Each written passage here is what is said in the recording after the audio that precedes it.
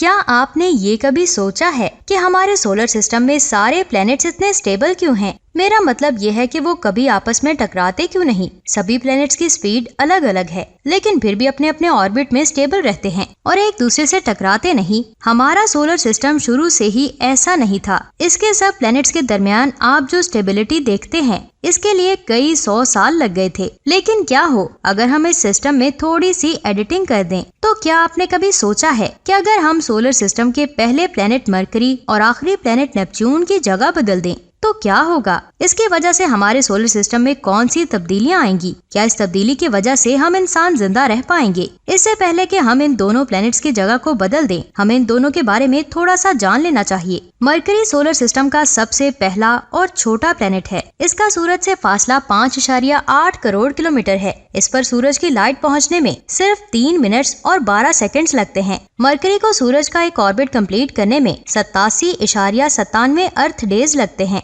जो किसी भी दूसरे प्लेनेट के कंपैरिजन में बहुत कम टाइम है। अगर आप इसकी सरफेस पर खड़े होकर सूरज को देखेंगे तो ये आपको जमीन से देखने के कंपैरिजन में 3 गुना ज्यादा बड़ा नजर आएगा और 7 गुना ज्यादा चमकदार नजर आएगा। यहाँ पर आपको बहुत ज्यादा गर्मी लगेगी, हालांकि इसका थिन एटमॉस्फेयर इसको नहीं रोक पाता, जिसकी वजह से ये सोलर सिस्टम का गर्म प्लेनेट नहीं है। इसका मतलब ये नहीं है कि इसका टेम्परेचर ज्यादा नहीं है। दिन में इसका टेम्परेचर 430 डिग्री सेल्सियस होता है और रात को 180 डिग्री सेल्सियस होता है। वीनस के साथ मिलकर मरकरी हमारे सोलर सिस्टम का उन प्लैनेट्स के ग्रुप बनाता है जिनका कोई भी मून नहीं है। अब बात करते हैं नेपच्यून की। नेपच्यून हमारे सोलर सिस्टम का 8वां और सबसे दूर वाला प्लैनेट है। सूरज से इसका फासला 454 करोड़ किलोमीटर है और ये जमीन से 3.9 टाइम ज्यादा बड़ा है और 17 गुना ज्यादा भारी भी है। इसे आइस जायंट कहते हैं क्योंकि इतनी दूरी पर होने की वजह से ये बहुत ही ठंडा प्लैनेट है। इसका टेम्परेचर -200 डिग्री सेल्सियस है। इसके 14 मून्स हैं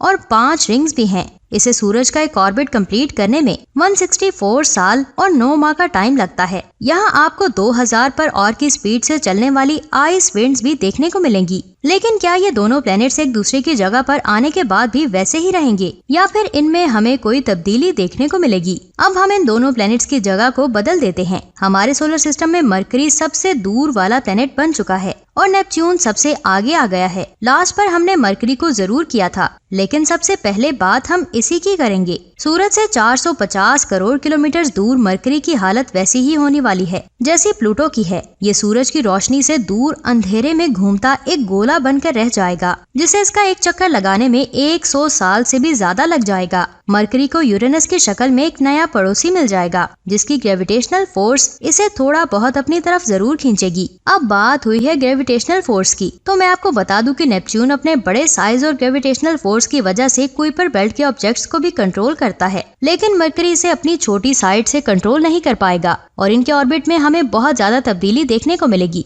अगर मरकरी स्टार्टिंग से ही नेपच्यून की जगह पर होता तो शायद इसके भी 1-2 मून जरूर होते, क्योंकि यहाँ पर प्लूटो के भी 5 मून्स हैं। हालांकि वो मरकरी से भी छोटा है। चले अब बात करते हैं नेपच्यून की। यहाँ पर हमें बहुत ज्यादा चेंजेस देखने को मिलेगी, क्योंकि ये एक ऐसी पोजीशन पर होगा जो ना सिर्फ नेपच्यून को बल्कि जमीन को भी डायरेक्टली इफेक्ट करेगा। सूरज के इतना ज्यादा करीब होने की वजह से नेपच्यून के छोटे मून स्टेबल नहीं रह पाएंगे और वो सूरज की ग्रेविटी में अट्रैक्ट होकर तबाह हो जाएंगे। मैं आपको बता दूं कि नेपच्यून चाहे कितना ही ठंडा प्लेनेट क्यों ना हो, लेकिन इसकी कोर का टेम्परेचर 4700 डिग्री सेल्सियस होता है, यानी इसके अंदर बहुत ज्यादा गर्मी है। अब सूरज के करीब होने की वजह से ये गर्मी और भी बढ़ने वाली है। ऊपर से इसका एटमॉस्फेयर हाइड्रोजन, हीलियम और मीथेन से बना हुआ है। ये गैसेस बहुत ही गर्म है। हाइड्रोजन और हीलियम का नाम सुनकर सूरज को घर वाली फीलिंग आने लगती है। कहने का मतलब ये है कि यहाँ पर टेम्परेचर बहुत ज्यादा हो जाएगा और शायद ये आज के मरकरी टेम्परेचर से भी ज्यादा होगा। मरकरी के कंपैरिजन में नेपच्यून का एटमॉस्फेयर बहुत ज्यादा डेंस है, जो इससे हीट का निकलना भी मुश्किल कर देगा। हालांकि साइंटिस्ट ऐसा मानते हैं कि नेपच्यून के दिन और रात के टेम्परेचर में बहुत ज्यादा डिफरेंस देखने को मिलेगा, जिसकी वजह से हमें आइसी विंड्स देखने को मिल सकती हैं। आज नेपच्यून की चारों तरफ हमें जो रिंग्स देखने को मिलते हैं वो भी सोलर विंड्स की वजह से गायब हो जाएंगे। सूरज के इतने पास होने की वजह से इसका असर सिर्फ नेपच्यून पर ही नहीं बल्कि इसके सबसे बड़े मून ट्राइटन और प्रोटियस पर भी देखने को मिलेगा। ट्राइटन और प्रोटियस पर जो आज बर्फ है वो कल आग में तब्दील हो जाएगी। अब जरा आप जमीन के आसमान को इमेजिन कीजिए। मरकरी के छोटे साइज की वजह से हमें ये ओकेजनली नजर आता है, लेकिन नेपच्यून हमें आसमान में बहुत बड़ा नजर आता है। यहाँ तक कि सूरज और चांद के बाद आसमान में सबसे ज्यादा बड़ा ऑब्जेक्ट बन जाएगा। नेपच्यून की वजह से हमें सूरज से बहुत कम हीट मिलेगी, क्योंकि ये सूरज और जमीन के दरमियान में आ जाएगा। हालांकि ये सूरज को पूरा कवर नहीं करेगा। मैंने आपको स्टार्टिंग में ही बताया था कि सारे प्लैनेट्स और इनके ऑर्बिट्स इसलिए स्टेबल हैं, क्योंकि ये स्टेबिलिटी उन्होंने पास्ट में होने वाले हादसात के बाद हासिल की है। लेकिन जब मरकरी जैसे छोटे से ऑब्जेक्ट को हटाकर हम नेपच्यून को फर्स्ट पर रख देंगे तो सोलर सिस्टम में तबाही होगी।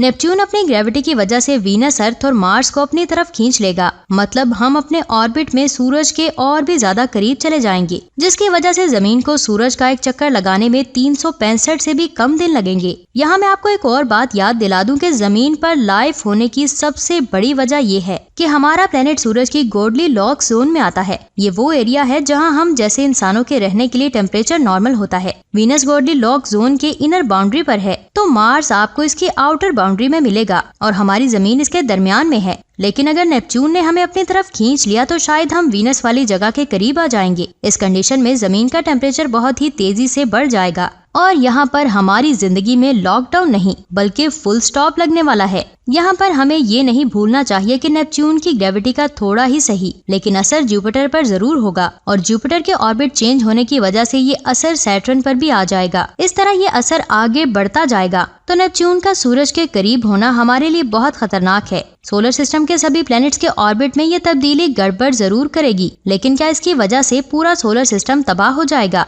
इसका जवाब बिल्कुल सीधा है, जी नहीं। अगर हम नेपच्यून की जगह जुपिटर को भी मरकरी की जगह लगा दे तब भी सोलर सिस्टम पर इतना बुरा असर नहीं होगा। जब तक सोलर सिस्टम में सूरज मौजूद है और वो स्टेबल है तब तक प्लैनेट्स में जितनी भी चेंजेस होती रहें, लेकिन सोलर सिस्टम पर इसका कोई भी असर नहीं होगा। आज नहीं तो 100 करोड़ साल बाद भी सोलर सिस्टम एक बार फिर से प्लैनेट्स की न्यू लेक्स के हिसाब से स्टेबिलिटी हासिल कर ही लेगा। प्रॉब्लम तो बस इतनी सी होगी कि वो दिन देखने के लिए इंसान और जमीन पर किसी भी चीज के बचने की कोई भी गारंटी नहीं है। तो दोस्तों, आज की अमेजिंग वीडियो आपको कैसी लगी नीचे कमेंट्स करके जरूर बताएं। अगर वीडियो अच्छी लगी इसे लाइक करके अपने दोस्तों के साथ शेयर करें और ऐसी अमेजिंग वीडियोस को देखने के लिए हमारे चैनल इफ टीवी को सब्सक्राइब करके बेल आइकन को प्रेस करें। अपना बहुत सारा ख्याल रखें। खुदा हाफिज।